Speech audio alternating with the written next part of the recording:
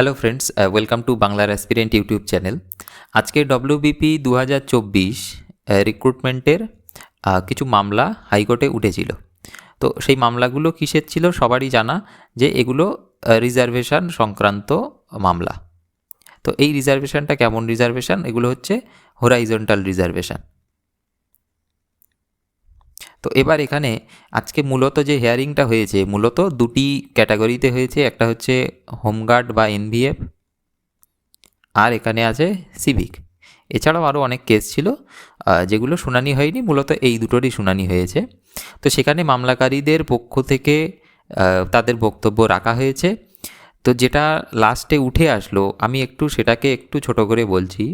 মামলাকারীদের পক্ষ থেকে তাদের একটা কেসের উপরে তারা রেফারেন্স দিয়েছিল। কেসটা হচ্ছে Sourav Yadav versus state of Uttar Pradesh. তো এখানে সুপ্রিম কোর্টের একটা পর্যবেক্ষণ ছিল এই হরাইজন্টাল রিজার্ভেশন সম্পর্কে। সেই কেসের একটা রায় আছে, একটা জাজমেন্ট আছে। তো সেখানে হরাইজন্টাল রিজার্ভেশনটা অ্যাকচুয়ালি কাদের দেওয়া ছিল ওম্যান, মানে মহিলাদের সেখানে হরাইজন্টাল রিজার্ভেশনে রাখা হয়েছিল।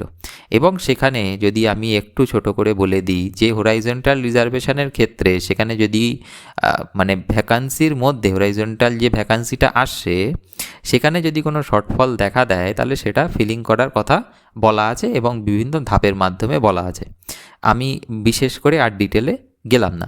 তো এই কেসের ব্যাপারে তারা মামলাকারীদের পক্ষ থেকে রেফারেন্স দেওয়া হয়েছে যে তাদের বক্তব্য হরাইজন্টাল রিজার্ভেশন নিয়ে বা এইভাবে তাদের হওয়ার কথা ছিল, তারা যেটা আদালতে পেশ করছে। এবার সেখানে মাননীয় বিচারপতি যিনি ছিলেন তিনি কিন্তু মেরিট নিয়ে একটা প্রশ্ন তুলেছেন, যে সেখানে কিন্তু মেরিটকে কম্প্রোমাইজ করা হচ্ছে, যেটা কিন্তু অ্যাকচুয়ালি ঠিক না। যদি আজকে আমার এই সিট ফিলিং করতে গিয়ে আমাদের 15% সিট ফিলিং করতে গিয়ে লাস্ট ক্যান্ডিডেট যদি দেখা যায় সে মানে প্রচণ্ড কম নাম্বার পাচ্ছে বা মাইনাসে থাকছে, সেখানে আমাদের পিআরবির নোটিফিকেশানে যে বলা যে সুইটেবল ক্যান্ডিডেট দরকার, সেটা অ্যাকচুয়ালি পিআরবির কাছে সুইটেবল কিনা সেটাও একটা প্রশ্নচিহ্ন হয়ে দাঁড়াচ্ছে। তো এইভাবে মামলাটা আজকে ওই যে জাজমেন্ট সুপ্রিম কোর্টে তার উপর ভিত্তি করে প্রথমত চলে। তারপরে পিআরবির তরফ থেকে দেওয়া একটা এফিডেভিট ছিল, সেই এফিডেভিটের কথা অনুযায়ীও কিছুক্ষণ মামলাটা চলতে থাকে। এবার লাস্টে যে প্রশ্নটা উঠে দাঁড়ায় যে মেরিটে কম্প্রোমাইজ হচ্ছে কি না, বা ফার্স্ট স্টেজে যদি তারা মেরিটে কাট অফ মার্কস ক্লিয়ার করতে না পারে তারা তো অটোমেটিক সেকেন্ড স্টেজে যাচ্ছে না। তো তাদের সেই মানে যে আবেদনটা সেটা কতটা যুক্তিযুক্ত কি না সেটা পরবর্তী হিয়ারিংয়ে কিন্তু এই মেরিট নিয়ে কথাবার্তা হবে, আর্গুমেন্ট চলবে। তো এটার যে আজকে তারিখ ছিল হচ্ছে 24 তারিখ, এটাকে নেক্সট যে ডেট দেওয়া হয়েছে সেটা হচ্ছে 31, মানে 31শে জুলাই ডেট দেওয়া হয়েছে।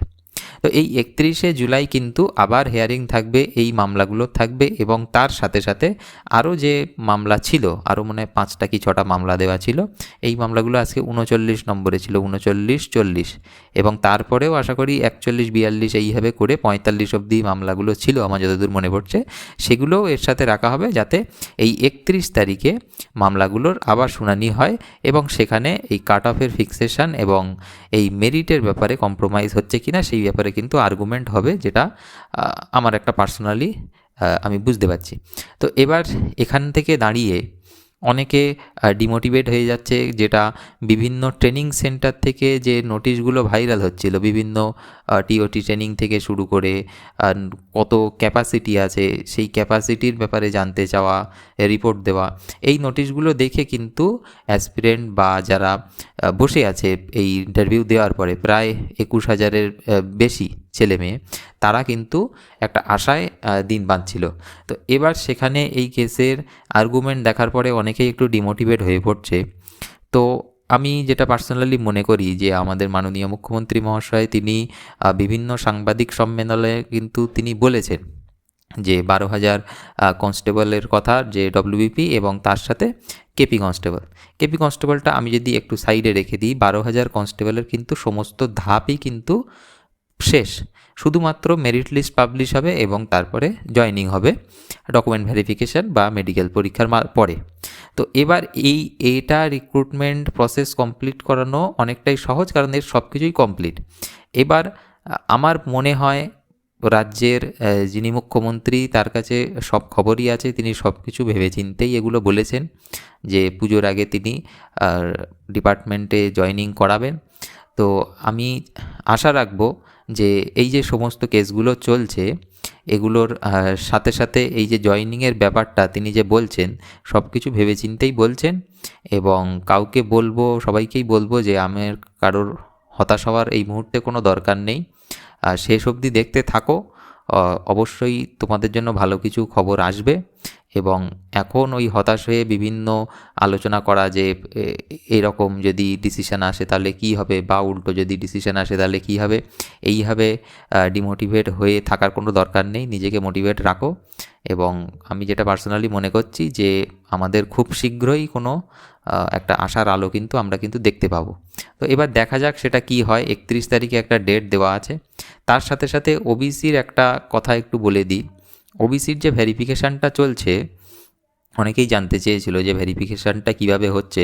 তো আমি আমার নিজের এসডিওর একটা কথা একটু বলি। আমি আমার এসডিওতে গিয়ে যেটা আমি দেখেছি বা আমি নিজে যেটা করেছি, প্রথমত এখানে সেন্ট্রাল বা স্টেট এনসিএল বের করতে গেলে সমস্ত ডকুমেন্টই নেওয়া হচ্ছে। সেই ডকুমেন্টের মধ্যে কি থাকছে, যে জমি দলিলে যদি কাস্ট সাবকাস্ট উল্লেখ থাকে তাহলে তো খুবই ভালো, যদি না থাকে তাহলে তার ফ্যামিলিতে 2011 সালের আগে যার থাকবে লিঙ্কেজ, সে সেটা দিয়ে তার প্রমাণ করতে পারে তার জাতি। তো এবার এখানে অনেকের আছে যে দলিল আছে কিন্তু সেখানে সাবকাস্টটা উল্লেখ নেই, সাবকাস্টটা সেখানে উল্লেখ নেই। আবার অনেকের আছে যারা ফার্স্ট জেনারেশান, যার জেনারেশানে এর আগে কোনো সার্টিফিকেট ছিল না। তো সবাই দেখো যে তোমার ফ্যামিলিতে তোমার হতে পারে তোমার কাকা, জ্যাঠা বা তোমার বাবার সার্টিফিকেট আছে কি না, অথবা তোমার কাকার ছেলে মেয়ে, জ্যাঠার ছেলে মেয়ে, এই রকম তাদেরও সার্টিফিকেট আছে কি না, সেটা কিন্তু 2010 সালের আগে হতে হবে, 2010 সালের আগে। তো এবার সেটা তুমি খুঁজে দেখো, যদি তোমার সেরকম কিছু থাকে তাহলে তো খুবই ভালো, ওয়েল অ্যান্ড গুড। এবং সেটা দিয়ে তুমি ভেরিফিকেশান করতে পারো। এখানে যেটা চাওয়া হচ্ছে আমি এই ভিডিওতেই একটু বলে দিচ্ছি। ক্যান্ডিডেট মানে তুমি, তোমার Aadhaar card, voter card, ration card এবং প্যান কার্ড, 4টে ডকুমেন্ট। তোমার বাবারও এই 4টে ডকুমেন্ট, তোমার মায়েরও এই 4টে ডকুমেন্ট। তার সাথে তোমার ফ্যামিলির যার আছে তার কাস্ট সার্টিফিকেট এবং যে কোনো একটা ডকুমেন্ট চাওয়া হচ্ছে, আধার কার্ড অথবা ভোটার কার্ড, যেটা আমার এসডিওর কথা বলছি। এবং এটা যদি না থাকে তুমি জমির দলিল দিয়েও তুমি প্রমাণ দিতে পারো। এবং তার সাথে সাথে 2026 সালের ভোটার লিস্টে যেখানে নাম আছে সেটা কিন্তু চাওয়া হচ্ছে, সেটা ক্যান্ডিডেটেরও চাওয়া হচ্ছে, ক্যান্ডিডেটের বাবা, ক্যান্ডিডেট মার চাওয়া হচ্ছে। এবং এইগুলো দিয়ে তোমার যে সার্টিফিকেটটা আছে কাস্ট সার্টিফিকেট, তার একটা জেরক্স এবং অনলাইন যে অ্যাপ্লিকেশানটা করা হচ্ছে স্টেট এনসিএল বা সেন্ট্রাল এনসিএল, তার কপিটা সেখানে জমা দিতে বলা হচ্ছে। এবার এখানে কিছু কিছু জায়গায় রেসিডেন্সিয়ালটা প্রয়োজন পড়ছে, কিছু কিছু জায়গায় রেসিডেন্সিয়ালের প্রয়োজন পড়ছে না। সেটা নিজের নিজের এসডিওতে গিয়ে তোমরা সেটা জানতে পারবে। তো ওবিসির ব্যাপারে এটাই বলে দিলাম। আর একটা নোটিশ আজকে দেখছিলাম যে কোঅপারেটিভ সোসাইটি তাদের একটা রিক্রুটমেন্টের ব্যাপারে সেখানে একটা নোটিশ দিয়েছে যে 17% যে রিজার্ভেশন ছিল সেখান থেকে 7% রিজার্ভেশন করা হচ্ছে। একটা নির্দিষ্ট ডেট দেওয়া হয়েছে, সেখানে গিয়ে যারা ওই 66টা সাবকাস্টের মধ্যে নেই তারা নিজেদেরকে ইউআরএ তারা দিতে পারে। ইউআরএ দিলে তারা ইউআরএ মানে রেজিস্টার্ড হয়ে থাকবে, ফর্ম ফিল আপটা ইউআরএই তাদের গণ্য হবে। এবং যারা এটা করবে না তাদের কিন্তু আবেদনটা ক্যান্সেল হয়ে যাবে এবং তারা রিফান্ডটা কিন্তু পাবে। এই রকমই আমি একটা নোটিশ আমি দেখেছি, আমি একটু শর্টে বলে দিলাম, তোমরা একটু ভালোভাবে দেখে নিও। বিভিন্ন গ্রুপে, বিভিন্ন সোশ্যাল মিডিয়ায় তোমরা পেয়ে যাবে নোটিশটা। যাদের ফর্ম ফিল আপ করা ছিল তারা নির্দিষ্ট ডেটের, যে ডেটটা দেওয়া হয়েছে মনে হয় 30 দিনের একটা ডেট দেওয়া হয়েছে, তার মধ্যে গিয়ে তারা এই চেঞ্জেসটা করে নিতে পারো যাদের এই 66টা সাবকাস্টের মধ্যে নাম নেই। তো দেখা গেল যে ওবিসির কেসটা মিটে যাওয়ার পরে এই প্রথম কোনো রিক্রুটমেন্টে রিজার্ভেশনের সম্পর্কে কোনো নোটিফিকেশান আসলো এবং সেখানে কিন্তু এই প্রথম 7%-এর কথাটা কিন্তু ইমপ্লিমেন্ট করে দেওয়া হলো। তো এখানে প্রায় সব কিছুই আমি একটু কভার করলাম, যেটা এই সময় মানে সবার একটা কোয়ারিজ ছিল যে কোথায় কি হচ্ছে। তো অনেক দিন ভিডিও আনা হয় না, তো আমি একটু ভিডিওটা করে সেটা বললাম।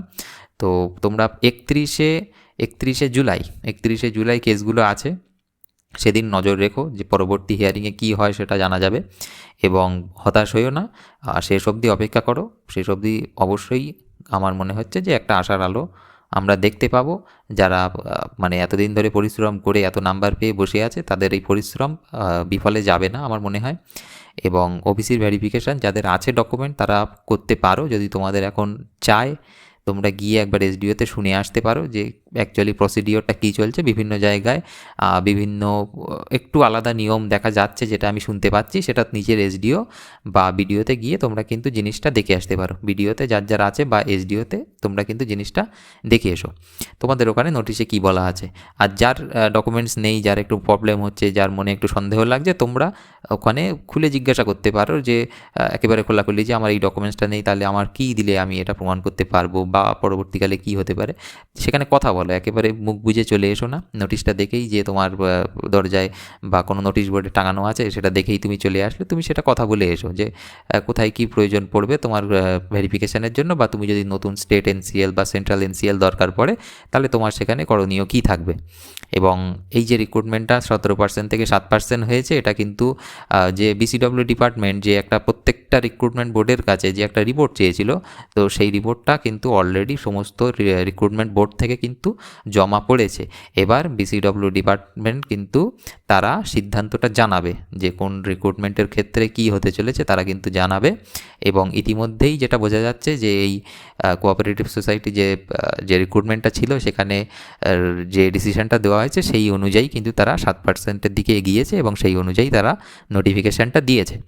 তো আজকের মতো ভিডিও এটুকুই ছিল। তোমরা যদি ভিডিওটা ভালো লাগে একটু লাইক করে রেখো, আর চ্যানেলটা সাবস্ক্রাইব করে দাও, তাহলে পরবর্তী যা আপডেট আসবে তোমরা এই চ্যানেলের মাধ্যমেই পেয়ে যাবে।